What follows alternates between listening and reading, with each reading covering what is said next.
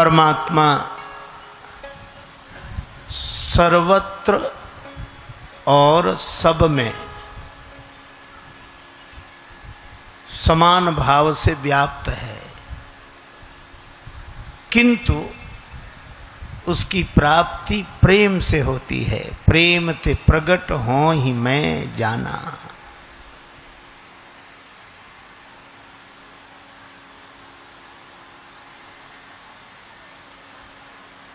व्यापक ब्रह्म को भाव के कारण व्यक्ति बना लेना, इसी का नाम भक्ति है।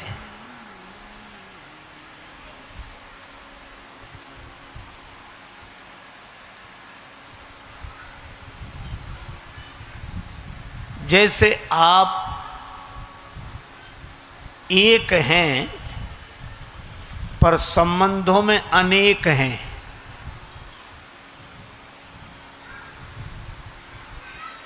अच्छा, विचार करना, आप तो एक ही हैं, दो तो नहीं हैं। क्यों भाई? आप एक हैं कि नहीं? यह सत्य है कि आप एक हैं, है? लेकिन यह भी सत्य है कि आप पिता के आगे पुत्र हैं, पुत्र के आगे पिता हैं, चाचा के आगे भतीजा, भतीजा के आगे चाचा, पत्नी के आगे पति, बहन के आगे भाई। तो अनेक हो गए कि नहीं? अच्छा, ये अनेक बनने के बाद भी आप जो एक हो वह बने रहते हो कि नहीं? है? तो जैसे अनेक होने पर भी आपका एक होना बना रहता है। जैसे आप चाचा, मामा, ताऊ, पिता, पुत्र, भाई, पति अनेक बनने पर भी एक बने रहते हो, इसी तरह परमात्मा एक होकर भक्ति के कारण अनेक रूपों में प्रकट हो जाता है। पर अनेक होकर भी उसका एक होना बिगड़ता नहीं है। अच्छा, मिट्टी एक है, घड़ा, सकोरा, अनेक घड़े हैं। घड़े अनेक हो सकते हैं पर मिट्टी एक है। आभूषण अनेक हो सकते हैं पर सोना एक है। इसी तरह परमात्मा एक है पर भाव के कारण उसके रूप अनेक हैं। भाव ही सर्वस्व है, भाव ही आधार है, और भाव से भजले इन्हें तो भव से बेड़ा पार है। भाव वाले भक्त का भगवान पर भी भार है, इसलिए परब्रह्म का होता यहां अवतार है। एक आदमी गया बाजार, पत्नी ने कहा कि बाजार जा रहे तो कोई चीज खरीद लाना। ठीक है, पर पत्नी बोली ठग मत जाना, बाजार में ठग बैठे रहते हैं। वह यह शिक्षा लेकर घर से गया दुकानदार के पास। बरसात के दिन छाता पसंद आया। दुकानदार से कहा, ये छाता कितने का दिया? दुकानदार बोला 20 रुपए का। सस्ते का जमाना था। छाता कितने का दिया? बोला 20 रुपए का। तो वो तो घर से पढ़कर आया था, बोला हम तो 10 रुपए देंगे। दुकानदार समझ गया कि ग्राहक बड़ा चतुर है, तो बोला अब तुमसे क्या मुनाफा लें, दाम के दाम में ले जाओ, 16 रुपए निकालो ले जाओ। 16 रुपए में दोगे? हाँ। तो खरीदने वाला बोला फिर तुम 8 रुपए देंगे। दुकानदार ने समझा मजाक कर रहा है, कहा 12 रुपए में लेना है कि नहीं? ग्राहक बोला 6 रुपए देंगे। अरे भाई चलो 10 रुपए में ही ले जाओ, तो बोला 5 रुपए दूंगा। अंत में दुकानदार बोला कि 8 रुपए में लेना है, तो बोला 4 रुपए ले लो। तो दुकानदार झल्ला कर बोला कि मुफ्त क्यों नहीं ले जाते? तो बोला मुफ्त दोगे तो 2 ले जाऊंगा।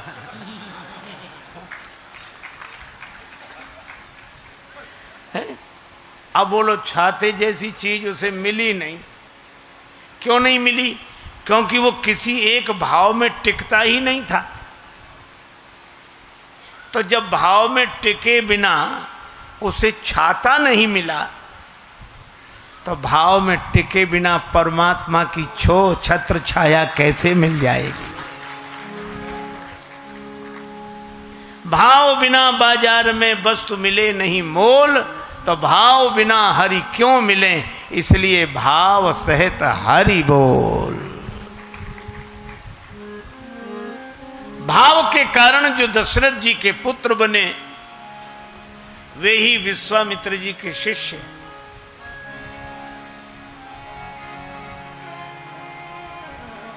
भगवान श्री राम ने विश्वामित्र जी के यज्ञ की रक्षा की। अब राम जी बोले गुरुदेव आपका यज्ञ पूरा हो गया,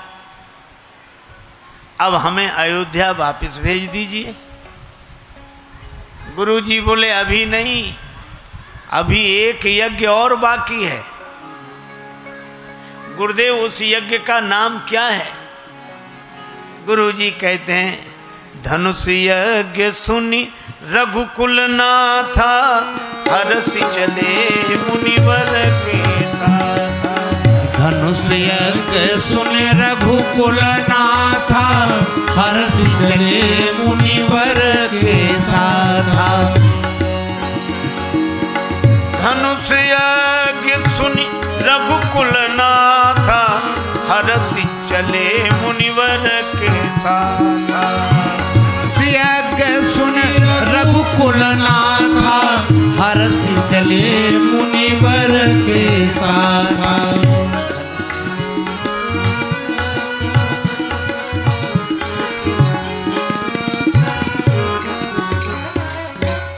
विश्वामित्र जी ने कहा अभी धनुष यज्ञ बाकी है, और हमें एक भरोसा हो गया कि आपके कारण हमारा यज्ञ पूरा हुआ, तो जनक जी का यज्ञ भी आपके ही कारण पूरा होगा। चल दिए श्री राम जी। आगे आगे विश्वामित्र महान, आगे आगे विश्वामित्र महामुनि, पाछे से लक्ष्मण अतुल बली। पाछे से लक्ष्मण अतुल बली। भज दशरथ नंदन जनक लली। भज दशरथ नंदन जनक लली। भज दशरथ नंदन जनक लली। भज दशरथ नंदन जनक लली।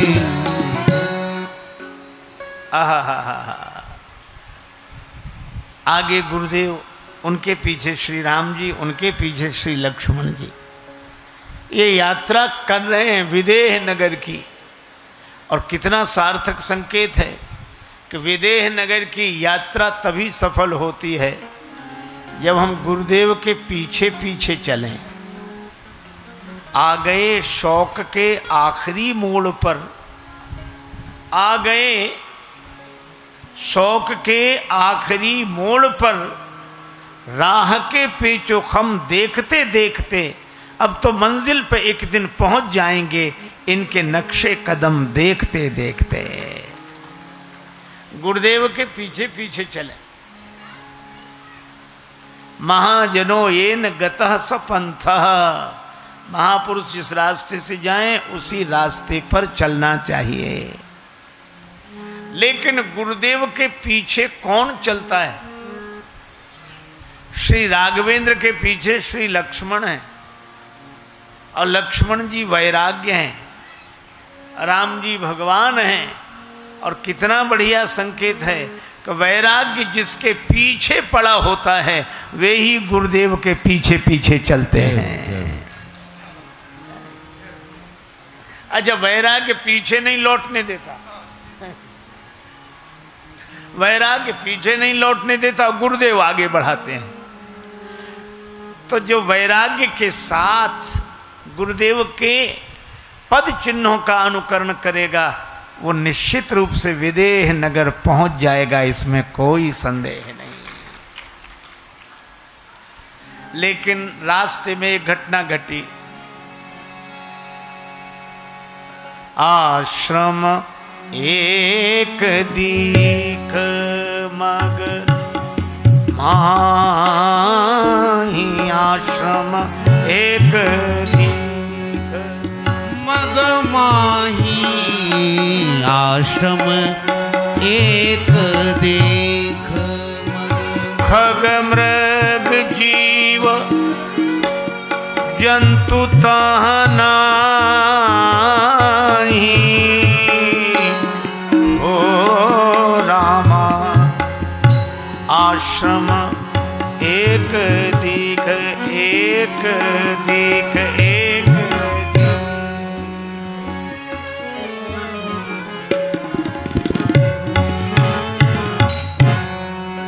एक आश्रम दिखाई दिया, लेकिन यह आश्रम बड़ा अद्भुत है। इस आश्रम में ऋषि मुनि संत साधकों की कौन कहे। खग मृग जीव जंतु तह नाही, पक्षी नहीं है, पशु नहीं है, कोई जीव जंतु नहीं है, सब स्थान छोड़कर चले गए। और मानो संकेत यह है कि अहिल्या माता से भ्रमवश जो भूल हुई है उसके कारण वे इतनी परित्यक्ता मान ली गई कि ऋषि मुनि मानवों की कौन कहे। खगमृग जीव जंतु भी जगह छोड़कर चले गए।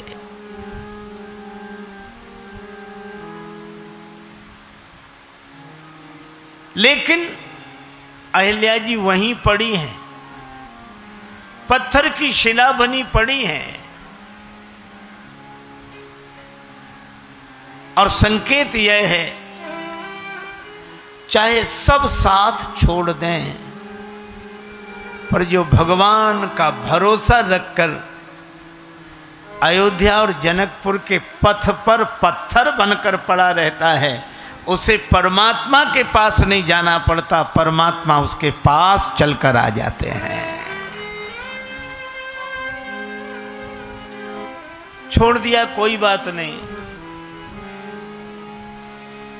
तभी तो श्री सदगुरुदेव नानक जी महाराज कहते हैं संग सखा सब तजी गए,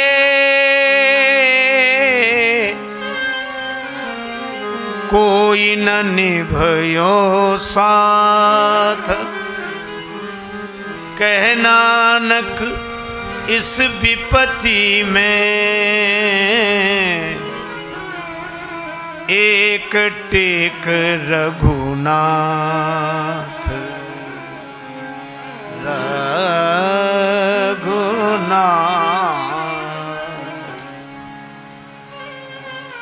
कह नानक इस विपत में एक टेक रघुनाथ। जाऊं कहाँ तजी चरण तुम्हारे, जाऊं कहाँ तजी चरण, जाऊं कहाँ तज चरण तुम्हारे, जाऊं कहाँ तज चरण। का को नाम पतित पावन जग कही अति दीन प्यारे, जाऊं कहाँ तज चरण, जाऊं कहाँ तज चरण तुम्हारे, जाऊं कहाँ तज चरण तुम्हारे, जाऊं कहाँ तज चरण।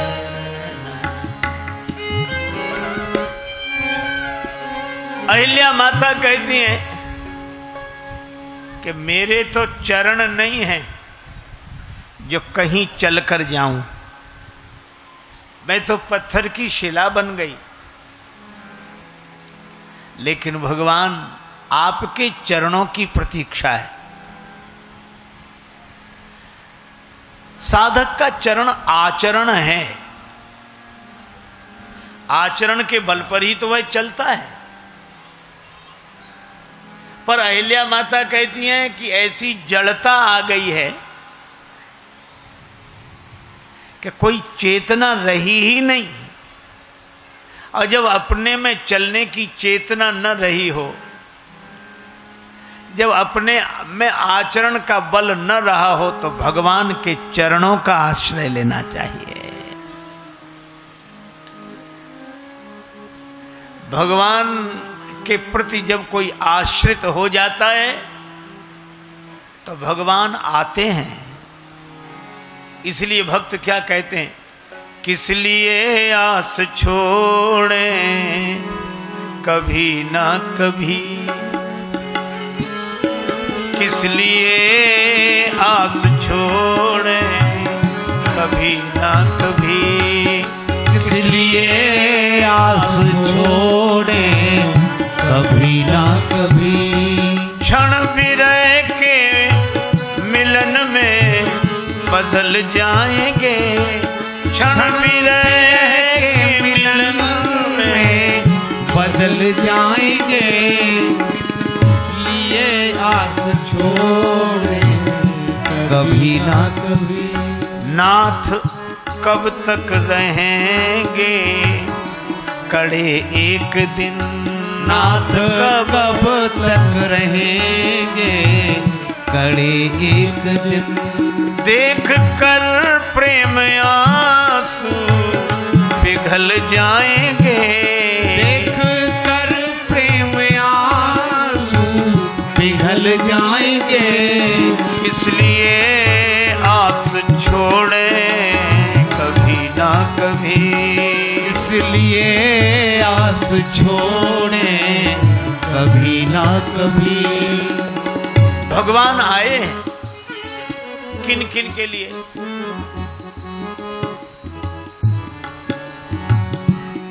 शबरी के वट जटायु अहिल्यादि के, सबरी के वट जटायु अहिल्यादि के, पास पहुंचे स्वयं छोड़ कर के अवध, पास पहुंचे स्वयं छोड़ कर के अवध,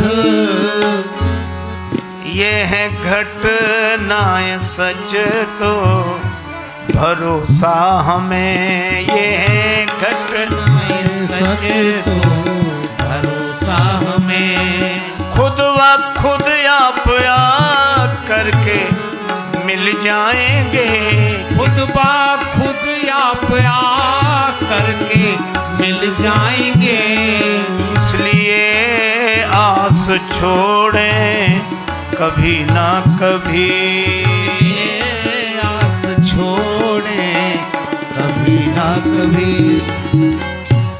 गिरिधराज जटायु के पंख कट गए। किसी ने जटायु जी से कहा, आपके साथ बहुत गलत हुआ, अब पंख ही कट गए, और जब पंख ही नहीं रहेंगे तो भगवान के पास पहुंचोगे कैसे, गति का साधन नहीं रहा। श्री जटायु जी कहते हैं कि पंख कट गए अच्छा रहा। क्यों? का पंख होते तो जिम्मेवारी मेरी थी कि मैं उड़कर भगवान के पास जाऊं, और पंख नहीं रहे तो अब जिम्मेवारी भगवान की है कि वो चलकर मेरे पास आए। साधनहीन को भगवान जल्दी मिलते हैं। तेरी रहमत ने दिया जो गुनहगारों का साथ, तो चीख उठे बेगुनाह हम भी गुनहगारों में हैं। भगवान के आश्रित होकर कोई देख ले, आएंगे, जरूर आएंगे। भगवान हैं एक कवि ने कहा कि खुली छतों के चिराग, खुली छतों के चिराग कब के बुझ गए होते, कोई तो है जो हवाओं के हाथ थामे है। भगवान पर भरोसा रखो, पक्का भरोसा रखो। अहिल्या जी का भरोसा है भगवान पर। अच्छा, फिर अहिल्या जी सोचती हम तो जनकपुर जाने वाले रास्ते पर पड़े हैं, भगवान हमारे लिए भले ही ना आए पर श्री जानकी जी के नेह निमंत्रण को अस्वीकार कैसे करेंगे। जब श्री जानकी जी के कारण वे मिथिला जाएंगे तो रास्ते में मेरा भी उद्धार हो जाएगा, यह भावना है। अब भगवान ने इस शिला की ओर देखा। भगवान राम ने इस शिला को देखा। किस शिला को? जिसकी ओर कोई नहीं देखता था। खगमृग जीव जंतु तक जगह छोड़कर चले गए थे, पर श्री राम जी ने देखा और गुरुदेव से पूछा, गुरुदेव यह शिला कैसी पड़ी है? गुरुजी ने कहा, राघवेंद्र शिला की ओर तो कोई नहीं देखता, फिर आप क्यों देख रहे हो? श्री राम जी ने कहा, क्या करें गुरुजी, यही हमारा स्वभाव है, जिसकी ओर कोई नहीं देखता उसकी ओर मैं देखता हूं। जिसका कोई नहीं है जग में उसका मीत कन्हैया।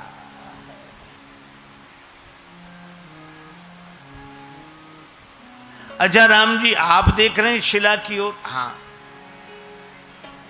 उद्धार करना चाहते हैं? नहीं नहीं गुरुदेव, उद्धार नहीं करना चाहते। फिर कर्ज चुकाना चाहता हूं। आप पर भी किसी का कर्ज है। ये कर्ज का मर्ज बहुत बुरा है, बहुत।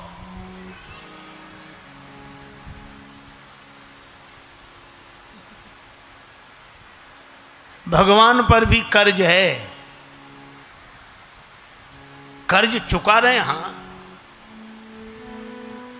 किसका कर्ज है?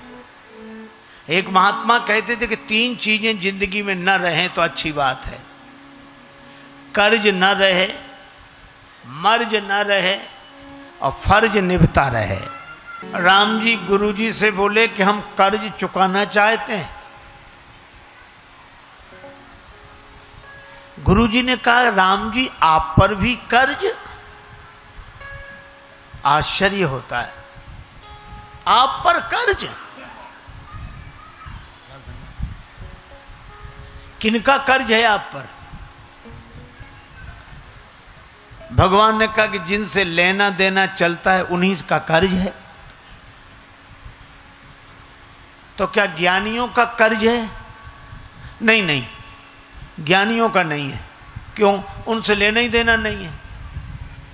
क्योंकि ज्ञानी संत कबीरदास जी कहते हैं, कछु लेना न देना मगन रहना, कछु लेना न देना मगन रहना, कछु लेना न देना मगन रहना, कछु लेना न देना मगन रहना, कछु लेना न देना मगन रहना, कछु लेना न देना।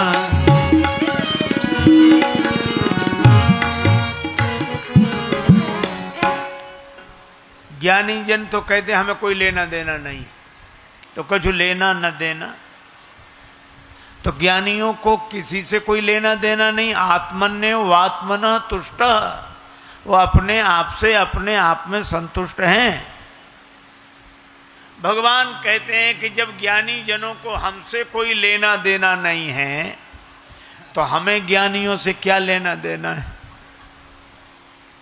तो मगन रहो अपने में, हम मगन रहें अपने में। एक ज्ञानी महात्मा ने तो कहा, भली भई हरि बीसरे।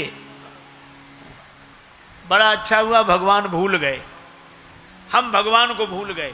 भली भई हरि बीसरे, सिर से गई बलाए, और जैसे के तैसे रहे, ना कछु आए न जाए। तो भगवान ने कहा उन्हें हमसे कोई लेना देना नहीं, हमें उनसे कोई लेना देना नहीं है। तो आपका लेना देना किन से चलता है? भगवान बोले भक्तों से, भक्तों से हमारा लेना देना है।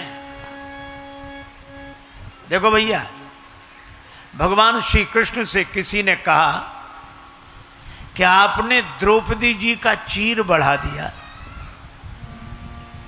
इतना चीर बढ़ाया कि चीर अनंत हो गया। आपके पास इतना चीर कहां से आ गया है? भगवान श्री कृष्ण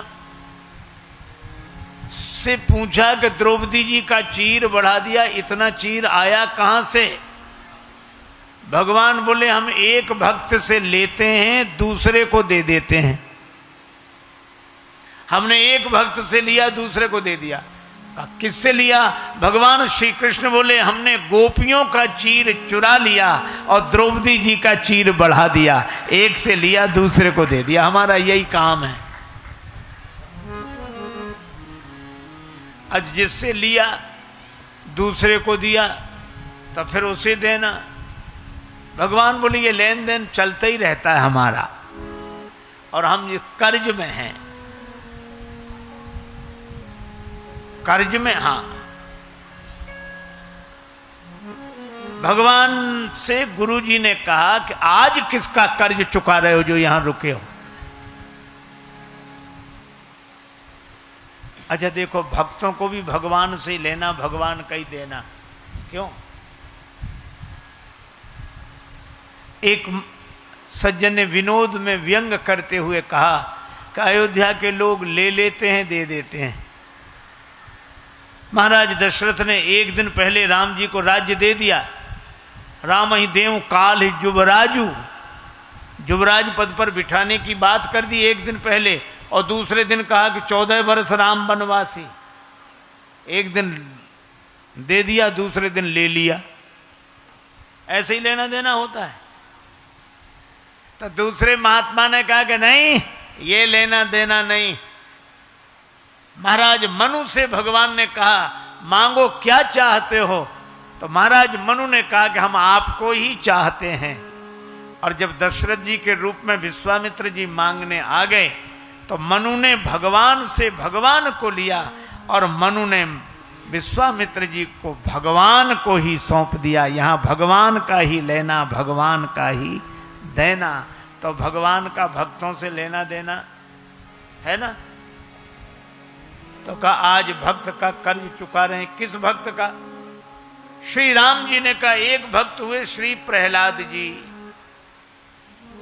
एक भक्त हुए प्रहलाद जी। उनसे उनके पिता हिरण्यकश्यप ने कहा कि भगवान कहां? का सब जगह, इस पत्थर के खंबे में भी।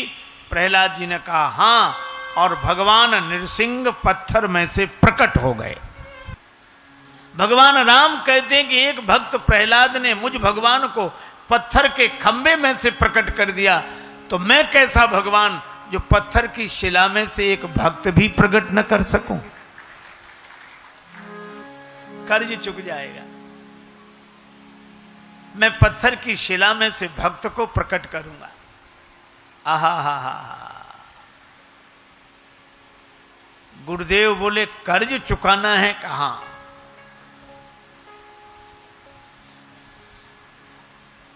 गुरुजी ने कहा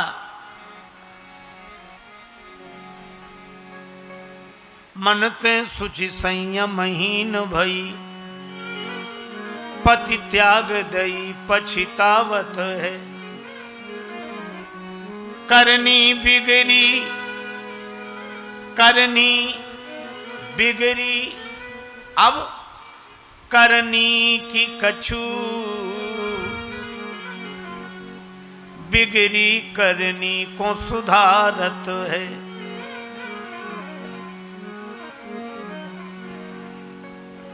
तन ते मुनिति सिलासी भई, मन ते नहीं आन निहारत है, मगमाही राजेश परी प्रभु के, पग नीरज की रज चाहत है। गौतम नारी श्राप बस उपल देह धरि धीर, चरण कमल रज चाहती कृपा करहु रघुवीर। पर यहां सारी कृपाएं इकट्ठी हो गईं। भगवान की वाणी भी कृपा बरसाती है। बोले बचन भगत भय भंजन, बोले बचन भगत भय भंजन, बोले बचन भगत भय भंजन, बोले बचन भगत भय भंजन, बोले बचन भगत भय भंजन, बोले बचन भगत भय भंजन। भगवान बोल कर भी कृपा प्रकट करते हैं। और अहिल्या माता के प्रसंग में बोले भी हैं, पूछा मुनि, ये वाणी की कृपा, नेत्रों की कृपा, चितय कृपा करी राजीव नयना। और भगवान यहां शिला प्रभु देखी, शिला की ओर देखते हैं। सकल कथा मुनि कही विसेखी, मुनि विश्वामित्र जी ने कथा कही और राम जी ने सुनी। श्री राम जी कथा सुन रहे, ये श्रवणों की कृपा। बचन किरातन के सुनत जिम पितु बालक, बैन पर यहां कथा सुन रहे हैं। और जब विश्वामित्र जी ने पूरी कथा सुनाई, लक्ष्मण जी ने कहा कि ब्रह्मवश हुई भूल के लिए पति ने कुपित होकर शापित करके शिला बना दिया। यह इस बेचारी की व्यथा है कि कथा। विश्वामित्र जी ने कहा है तो व्यथा, फिर आप इसे कथा क्यों कह रहे हो? कथा इसलिए कह रहे हैं, इस व्यथा को सुन कौन रहा है? सुन रहे हैं श्री राम। विश्वामित्र जी बोले, जिस व्यथा को सुनने के लिए भगवान तैयार हो जाते हैं, वो व्यथा भी कथा बन जाती है।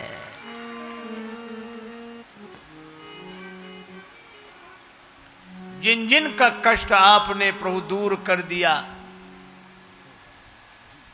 उन भक्तों ने ही आपको मशहूर कर दिया। जगत से अगर चोट खाई न होती, प्रभु याद तेरी भी आई न होती।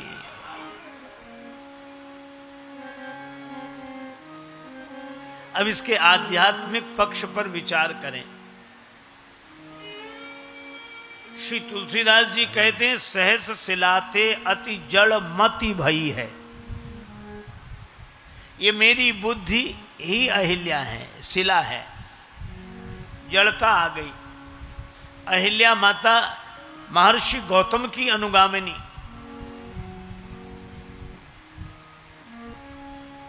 छल, इंद्र के छल से परिचित न हो सकी, गौतम जी के स्थान पर इंद्र को स्वीकार कर लिया।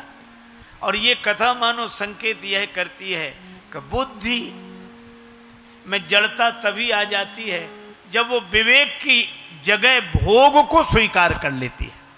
जब विवेक के रूप में भोग को स्वीकार कर लेती है। इंद्र माने स्वर्ग का राजा, मूर्तिमान भोग, और ऋषि गौतम माने मूर्तिमान विवेक, और अहिल्या माने बुद्धि का। जब बुद्धि भोग को विवेक के रूप में स्वीकार कर लेती है तो उसमें जड़ता आ ही जाती है। और उस ऐसी जड़ता की निवृत्ति बिना भगवान के चरणों के हो नहीं सकती। चरण कमल रज चाहते। वाणी की कृपा, नेत्रों की कृपा, श्रवणों की कृपा, कर कमल की कृपा, शिला कैसी पड़ी है, कौन सी? ये शिला, इसमें ध्वनि है कि भगवान ने कर कमल से संकेत किया, और चरणों की कृपा तो प्रकट है ही। रिसितिय तरी परस पग धूरी, सब कृपाएं इकट्ठी हो गईं। राम पद पदुम पराग परी, राम पद पदुम पराग परी।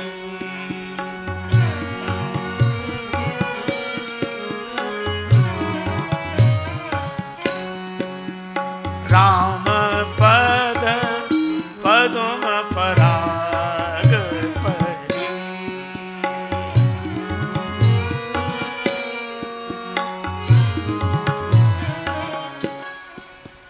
राम पद पदुम पराग परी।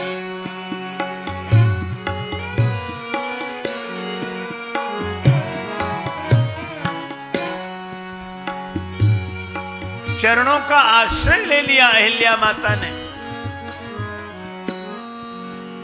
अहिल्या जी ने कहा कि प्रभु, आप नेत्रों से देखकर भी मेरा कल्याण कर सकते हैं, पर इस तरह मत करिए। जब आपके नेत्र मुझे देखेंगे तो मेरे दोष भी आपको दिखाई देंगे। कर कमल में धनुष्वाण रहता है, तब धनुष्वाण न्याय के लिए तैयार हो जाएगा। आपके चरण अच्छे हैं, इन चरणों में जो आकर गिर जाता है उसके गुण दोष देखे नहीं जाते। औरों का उद्धार आप आंख खोलकर करें, हमारा उद्धार तो आंख मूंद कर ही कर दीजिए। और मुझे चरण ही नहीं, चरण कमल रज, ये रज शब्द बड़ा अच्छा है, रज धूल को कहते हैं। और ये रज जिसकी आंखों में गिर जाए तो खुली हुई आंख बंद हो जाती है।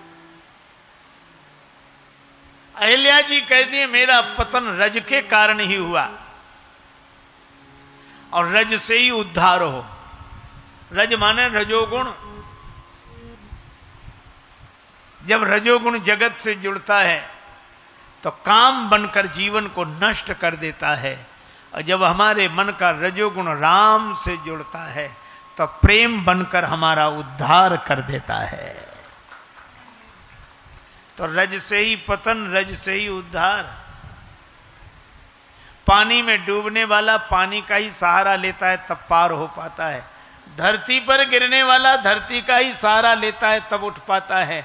इसी तरह रज के द्वारा जिनका पतन हुआ उसका उद्धार भी रज के द्वारा हो तो दुनिया चमत्कृत हो जाएगी।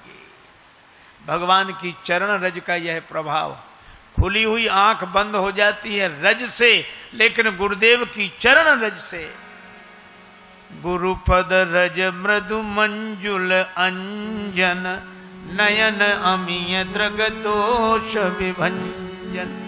तो राम जी की चरण रज से मेरा उद्धार हो।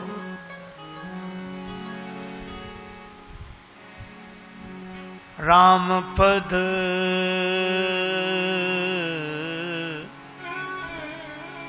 पदुम पराग परी,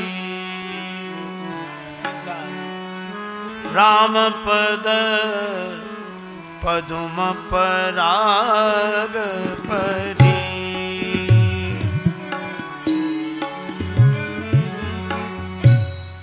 पदुम पराग परी। चरण अहिल्या माता के सिर पर रखा गया। अहिल्या माता पाषाणी से प्रकट हो गई, मूर्ति बनकर प्रकट हो गई, और राम जी के आगे हाथ जोड़ लिए। जुगल नयन जलधार बही। पत्थर की शिला पानी बनकर बहने लगी।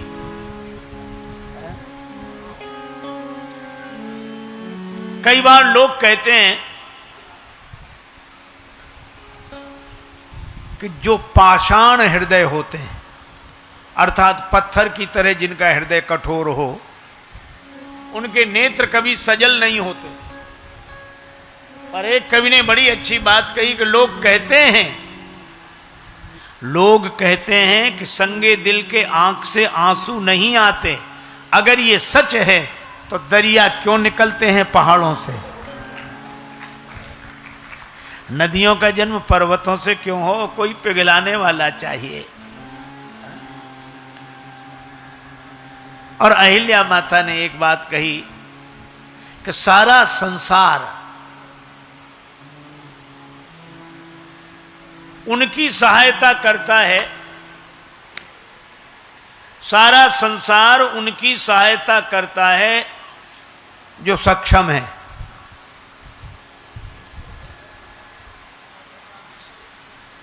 एक अजीब बात कह रहा हूं मैं, लेकिन क्या करूं, ऐसा ही लगता है।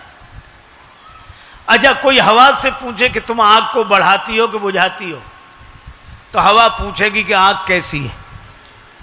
अगर आग बढ़ी हुई तो यह हवा उस आग को बुझने नहीं देती और मोमबत्ती को जलने नहीं देती। हम लोग आरती करते ना कथा के समापन पर, तो कहते पंखा बंद करो, पंखा बंद करो। मोमबत्ती को जलने नहीं देती। ये दुनिया की हवा भी ऐसी है, बड़ों बड़ों को बढ़ाती है और छोटे मोटे को तो उसकी तरफ देखती नहीं। वही काम कोई छोटा तुम रहने दो, अरे वाह उनका क्या कहना, वाह। ये हवा दुनिया में आकर वाह हो जाती है, वाह का उल्टा हवा ही है।